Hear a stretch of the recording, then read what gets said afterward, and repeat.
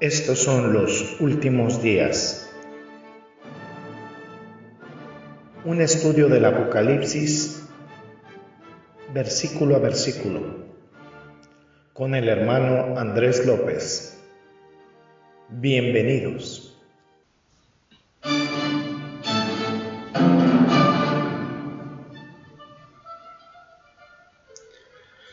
¿Qué tal, amados radioescuchas? Bienvenidos a otra emisión de su programa, nuestro programa Los Últimos Días.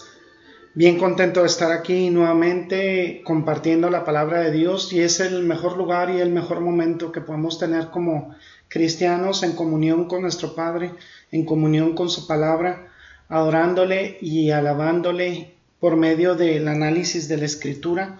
Es el mejor lugar donde podemos estar y sin duda es nuestro lugar de refugio, nuestro Dios. Y bien contentos de continuar con este capítulo 2 del libro de Apocalipsis y versículos 18 al 29, y que hablan sobre la iglesia en Tiatira. Versículos muy importantes para nosotros como cristianos. Saben que tiene que ser siempre una preocupación para nuestras almas, una carga para nuestras almas, en el no permitir el error entre los hermanos, el no permitir el error, ni el pecado, ni la apostasía en nuestras iglesias, ni en nuestras congregaciones. Es un deber que tenemos como cristianos, no es una opción, no es una sugerencia por parte de la Escritura, es un mandamiento directo por parte de Dios, y es algo que debemos ser bastante celosos en cuidar todo el tiempo. No debemos buscar la aceptación de la gente ni la aceptación de los demás, de los hombres, sino principalmente la aprobación de Dios. Y nos duele, lógicamente nos va a doler en nuestra carne que se nos señale el error. Sin embargo, es un deber y es a lo que hemos sido llamados. Es uno de nuestros deberes como cristianos, y es algo a lo que nos invita esta parte de la Escritura. Vamos a darle lectura nuevamente, capítulo 2, versículos 18 al 29 del libro de Apocalipsis. Dice: y escribe al ángel de la iglesia en Tiatira, el Hijo de Dios, el que tiene ojos como llama de fuego y pies semejantes al bronce bruñido, dice esto: yo conozco tus obras, y amor, y fe, y servicio, y tu paciencia, y que tus obras postreras son más que las primeras. Pero tengo unas pocas cosas contra ti, que toleras que esa mujer Jezabel, que se dice profetiza, enseñe y seduzca a mis siervos a fornicar y a comer cosas sacrificadas a los ídolos. Y le he dado tiempo para que se arrepienta, pero no quiere arrepentirse de su fornicación. He aquí yo la arrojo en cama y en gran tribulación a los que con ella adulteran, si no se arrepienten de las obras de ella. Y a sus hijos heriré de muerte, y todas las iglesias sabrán que yo soy el que escudriña la mente y el corazón, y os daré a cada uno según vuestras obras. Pero a vosotros y a los demás que están en Tiatira, a cuantos no tienen esa doctrina y no han conocido lo que ellos llaman las profundidades de Satanás, yo os digo, no os impondré otra carga. Pero lo que tenéis, retenedlo hasta que yo venga. Al que venciere y guardare mis obras hasta el fin, yo le daré autoridad sobre las naciones y las regirá con vara de hierro, y serán quebradas como vaso de alfarero, como yo también le he recibido de mi Padre. Y le daré la estrella de la mañana. El que tiene oído, oiga lo que el Espíritu dice a las iglesias. Vamos a orar. Gracias, bendito Señor, te damos porque nos permite, Señor, reconocer en tu palabra que estamos llamados a ser vigilantes en nuestras iglesias, nuestras congregaciones, a no tolerar el pecado, Señor, a señalar el error, siempre en amor, pero siempre con firmeza, Señor, confiando que si lo hacemos, Padre, tú mantendrás la santidad en nuestras congregaciones, nos proporcionarás la oportunidad de ofrecer buen testimonio y de exaltarte de esa manera y glorificarte, Señor. Como siempre, tú mereces toda la gloria y toda la honra por los siglos. En ti oramos, bendito seas por siempre, en Cristo Jesús. Amén y amén. Veamos al finalizar la edición pasada una pequeña transición que es bien importante reconocer, y es que en el capítulo 1 Jesucristo cuando habla de dar esa imagen reconfortante, empática respecto a las iglesias, se autodenomina el Hijo del Hombre. Aquí, sin embargo, en el versículo 18 hacíamos notar que se denomina el Hijo de Dios, y es que viene en una modalidad en donde Él está dando juicio a las iglesias y a las congregaciones. Viene como juez, no como el hombre que comprende, no como el que empatiza, sino aquel que no tolera el pecado y viene en juicio severo. Y solo para nuestra referencia podemos decir que es el único lugar donde se usa hijo de Dios en el Apocalipsis. Viene como hijo de Dios y viene con enojo, como una deidad en ira, una deidad airada, con enojo. Dice incluso en el versículo 23, dice: y a sus hijos heriré de muerte. En las versiones, decíamos, hay otras versiones donde dice: mataré a sus hijos con pestilencia. Y en el versículo 27 dice que regirá a las naciones con vara de hierro y serán quebrantadas como vaso de alfarero. Con vara de hierro, con esa energía, y serán quebradas como vaso de alfarero, con esa severidad, una severidad y una autoridad aplastante. No con la humildad que lo vemos en el Nuevo Testamento, en los Evangelios. Regularmente Él se autodenomina el Hijo del Hombre, pero recordemos que Él venía en humildad para ser crucificado. Venía en esa empatía, en ese amor que demostraba en sus milagros, pero aquí viene con juicio abrasador. Y posteriormente veamos que tiene la frase que tiene ojos como llama de fuego, y eso lo comentábamos. Muchas de esas congregaciones, y lo comentábamos porque él hace algunos elogios, tienen crecimiento espiritual, tienen un ambiente muchas veces cálido. Podemos agregar incluso que en el ámbito visual, hasta en estos tiempos modernos, podemos decir que tienen hasta bonitas instalaciones, ¿no? Y hasta recursos tecnológicos, ¿no? Pantallas y muchísimas cosas que lógicamente proporcionan mayor comunidad y mejores servicios de alabanza, etc. Sin embargo, al final de cuentas, en esta visión penetrante que tiene Jesucristo con sus ojos como llama de fuego, viene a ser todo esto que traspasa esa superficialidad y ve el pecado, ve la tolerancia al pecado. Nada le está oculto ante la mirada de Jesucristo, todo se derrite ante su mirada. Lo penetra todo, no se puede disfrazar, no se puede cubrir con superficialidad, con vanidad, con hipocresía. En el capítulo 19, cuando vemos a Jesucristo en la gloria de su segunda venida, y en el versículo 12 dice: sus ojos son llama de fuego.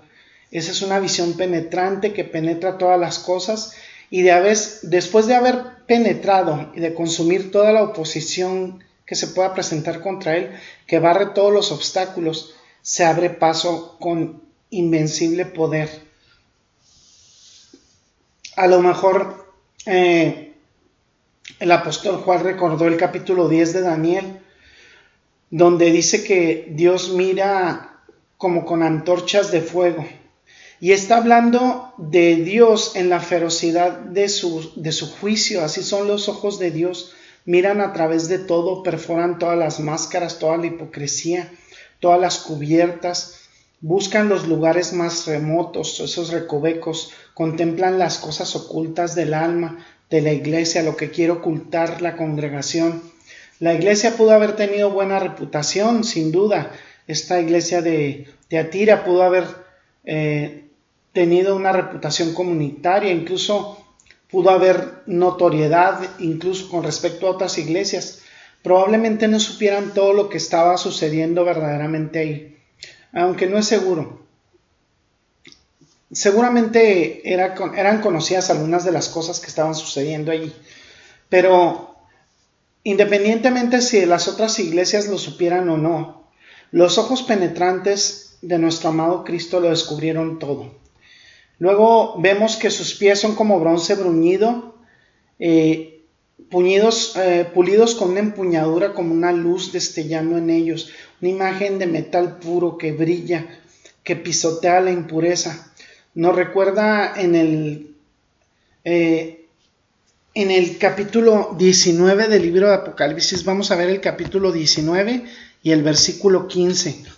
Fíjense lo que dice: De su boca sale una espada aguda para herir con ella a las naciones, y él la regirá con vara de hierro, y él pisa el lagar del vino del furor y de la ira del Dios Todopoderoso. Pisa el lagar del vino de la ira del Dios Todopoderoso. Así viene él, viene pisoteando con juicio. Es verdaderamente algo aterrador si vemos a Jesucristo cómo se aproxima de esta manera a la iglesia. Nosotros tenemos una visión contemporánea, por desgracia, incluso en los círculos evangélicos o cristianos, tenemos una visión muy equivocada de lo que es Dios y de lo que es Jesucristo. A mí me interesa mucho, me intriga mucho de repente también, porque contrasta con esta visión contemporánea, cómo la gente se sentía aterrada ante la presencia de Dios, cómo Pedro, cuando ve esa pesca abundante en los evangelios que Jesucristo tiene en uno de los primeros encuentros que tuvo con el apóstol Pedro, él cómo le pide que se aleje de él porque es un hombre pecador, cómo Manoa y su esposa, cuando ven al ángel del Señor para anunciarles el nacimiento de Sansón, cómo ellos dicen que pues que ya pensaron que habían muerto, cómo Isaías cae como muerto delante de la imagen de Dios, cómo le dice que él es inmundo y proviene de un pueblo de labios inmundos, cómo la visión de Ezequiel que cae como muerto frente al ángel del Señor, y Juan también cómo cae como muerto delante del ángel del Señor en Apocalipsis, y vemos esta reverencia. Y sin embargo, hay gente en los círculos cristianos contemporáneos que cómo maneja con superficialidad y con vanidad esta imagen de Dios, y dicen que tienen viajes al cielo y todo este tipo de fantasías y de blasfemias contra Dios. Sin embargo, aquí se presenta el carácter de juicio de Jesucristo, una imagen amenazante, francamente una imagen aterradora. Y podemos imaginarnos qué fue lo que sucedió cuando en la iglesia en Tiatira se le entrega esa carta el domingo siguiente. Recordemos que esta era una ciudad real, una iglesia real, una carta real, y que se leyó delante de esas personas. El libro de Hebreos dice que Dios viene con un juicio en furia de fuego que consumirá a sus adversarios. Esta es la iglesia que el Señor viene a juzgar. Y Dios no es un tirano mezquino, Dios no es un gobernante sentimental. Él tiene el poder para hacer un juicio devastador y tiene el nivel de santidad perfecta que no tolera el pecado. Y si algo no cambia en Tiatira, estas personas van a ser atrapadas en un juicio severo. Este versículo, leído por sí solo, un domingo en la mañana en esa congregación, debió haber causado conmoción antes de que les leyeran el resto de la carta. Ahora vamos a hablar de la ciudad de Tiatira. Bueno, esta es una ciudad que está a medio camino entre Pérgamo y Sardis, alrededor de entre 60 y 80 kilómetros en cada sentido. Recordemos que nos estamos moviendo desde Éfeso hacia arriba en lo que era considerado en esa época Asia Menor, que ahora pertenece a lo que al país que se llama Turquía. Damos vuelta alrededor de esa parte occidental noroeste de esta región de Asia Menor, y se había convertido en una ciudad ocupada por los romanos aproximadamente desde el año 190 antes de Cristo. Y durante 3 siglos había estado bajo el dominio romano. La ciudad estaba en un valle muy largo, un valle que bajaba hasta Pérgamo, y no era una ciudad muy bien fortificada. De hecho, no tenía ninguna defensa natural. Entonces, si miramos a la historia, fue una larga historia, incluso antes de que llegaran los romanos, e incluso después hasta tiempos bastante modernos, pues es una historia de constantes conquistas, destrucciones, reconstrucciones. Cada enemigo que llegó a Asia Menor, a lo que ahora es Turquía, descendió por ese valle, arrasó y devastó esa pequeña ciudad de Tiatira. Esa ciudad fue infiltrada por todos los ejércitos que llegaban, incluso desde el primer siglo, desde la época de Jesucristo. Esa continuó siendo su historia, una historia constante de destrucción, de reconstrucción, de destrucción, de reconstrucción, etc.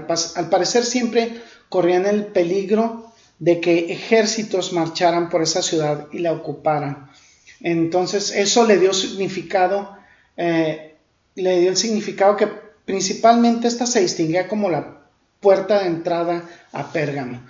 Tiatira, eso fue la puerta de entrada a Pérgamo. Para llegar a Pérgamo por el valle del Caicos tenía la gente que pasar por Tiatira. Así que todo sirvió para luchar contra las tropas de Pérgamo y que pudieran actuar juntas y estar listas cuando se enfrentara el enemigo. Eran como un pequeño cebo y eran dominadas fácilmente. Estaba poblada originalmente por soldados de Alejandro Magno, en una línea de defensa aproximadamente entre 60 o 80 kilómetros para las tropas de Pérgamo. Pérgamo en ese sentido era entonces una ciudad más grande y más deseable para ser conquistada. Y pues en realidad ellos buscaban siempre el auxilio de Pérgamo para su defensa. Era poco más que una guarnición militar para proteger a Pérgamo. Y lo que servía nada más era como una acción dilatoria para que llegaran a ese punto. Estaban destinados a pasar a la historia como una ciudad que se iba a destruir y reconstruir muchas veces. Los romanos la tomaron a partir del año 190 a.C., como lo habíamos mencionado, y trajeron lo que se denominó la Pax Romana, un periodo de paz en el que gobernaron al mundo.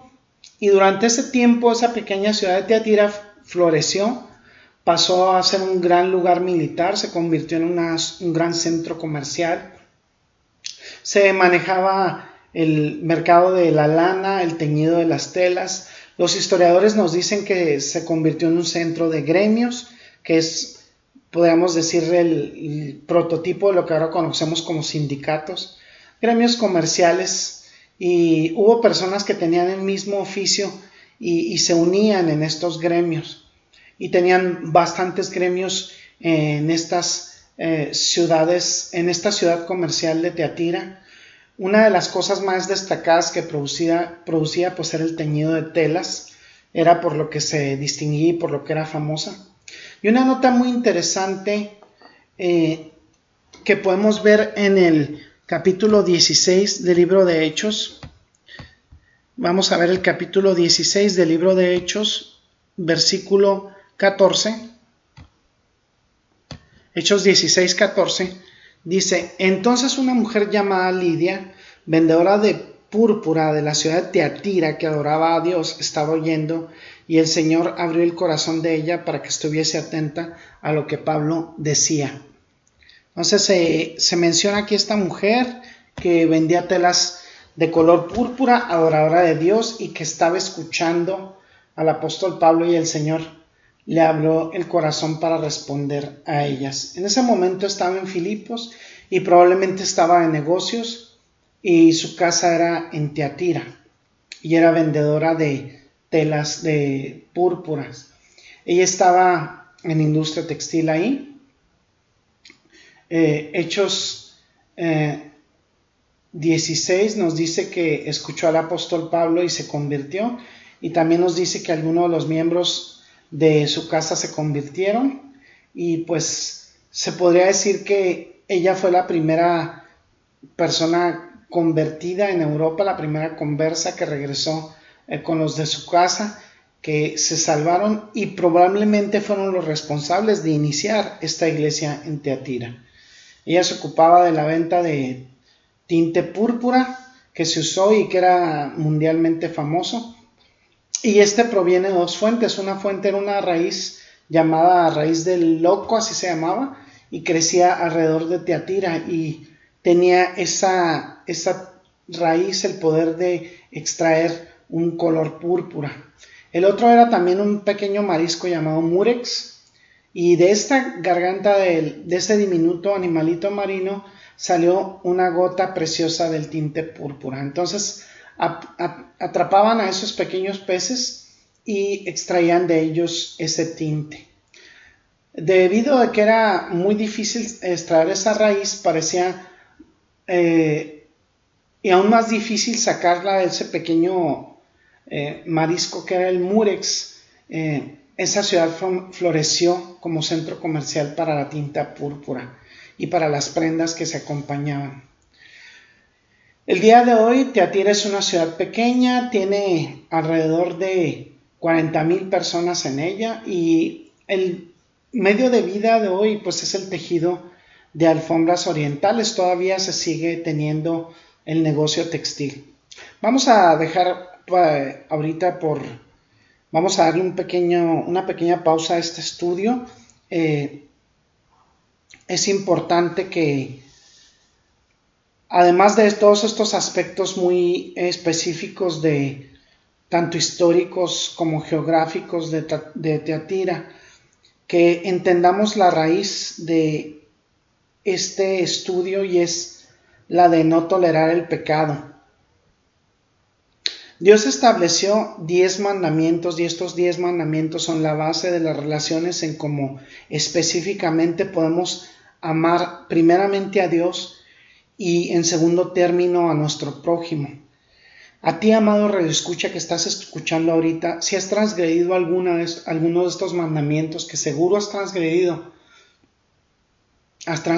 todos, y estás destituido de la gloria de Dios, porque así lo dice la Escritura, porque Dios vive en un ámbito de santidad donde Él no tolera el pecado, y por tanto el destino que tiene tu alma es el destino de la condenación eterna, del infierno.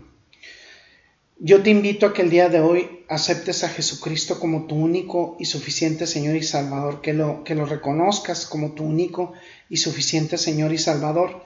¿Y esto para qué? ¿Cuál es la intención de esto? La intención de esto es que salves tu alma del infierno, de la condenación del infierno. Dice la Escritura que como todos hemos transgredido estos mandamientos por parte de Dios, estamos destituidos de la gloria de Dios. Sin embargo, Dios ha dispuesto el sacrificio de su Hijo Jesucristo, que es Dios mismo, para morir en la cruz del Calvario, resucitar al tercer día, y por medio de la sangre derramada de ese Cordero Santo, podemos ser nosotros perdonados de nuestros pecados si le reconocemos como nuestro único y suficiente Señor y Salvador, si confiamos en Jesucristo como nuestro único y suficiente Señor y Salvador. ¿Cómo podemos hacer esto? ¿Cómo podemos reconocerle? ¿Cómo podemos ser parte de la familia de Cristo? ¿Cómo podemos ser parte de la familia de Dios? Orando a Jesucristo y pidiéndole perdón, como aquel publicano que sale en la Biblia que se golpeaba el pecho y que decía: Señor, reconozco que soy un pecador, sé propicio a mí que soy un pecador. Así debemos reconocer con esa humildad.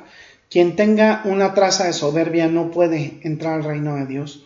Tenemos que ser lo suficientemente humildes para reconocer que hemos fallado a Dios y reconocerle como nuestro único y suficiente Señor y Salvador. ¿Qué va a hacer Él para darnos esta transformación?